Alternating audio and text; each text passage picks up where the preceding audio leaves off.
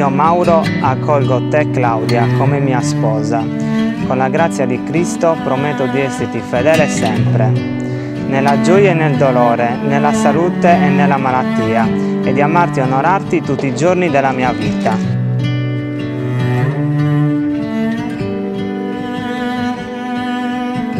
Io, Claudia, accolgo te, Mauro, come mio sposo.